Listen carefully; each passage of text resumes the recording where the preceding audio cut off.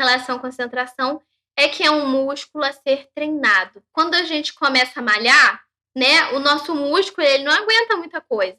Né? Não, aquele músculo não tá treinado, ele não tá forte. E aí, o que você tem que fazer? Treinar, né? Fazer exercício todo dia, naquele horário, tantas séries, aumentando o peso devagar, para o seu músculo ficar cada vez mais forte. Com a concentração, não é diferente. A concentração é um músculo que precisa ser treinado. E a primeira coisa que a gente tem que pensar é qual é o tempo de concentração da minha criança? Quanto tempo eu consigo manter ela concentrada numa mesma tarefa? E aí você tem que pensar, é 2 minutos?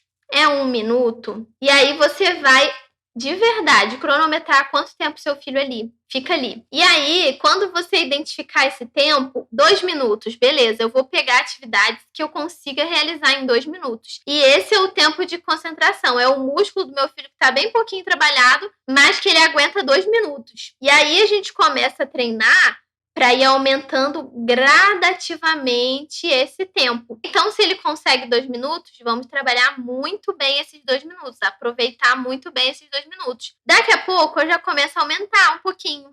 Atividades mais longas, um pouquinho mais longa, 3 minutos, 4 minutos, 5 minutinhos. Quando for, por exemplo, pular para 5, cria 2 etapas para fazer essa atividade. Entre a primeira etapa e a segunda, você dá uma pausa. Você bebe uma água, faz uma cosquinha, puxa uma conversa. Quando você dá uma pausa, eu restarto a concentração. Vocês sabem que eu faço isso com vocês? Sabe como? Quando eu mudo de tópico, eu falo alguma coisa, a gente ri, a gente conversa. E aí, o que acontece? Se você estava ali meio distraída, você, restartou a concentração. Não é assim? Com as crianças também. Muitas vezes a gente tem que, entre um período e outro, para continuar aquele tempo de atividade, você dá ali alguma coisa para restartar.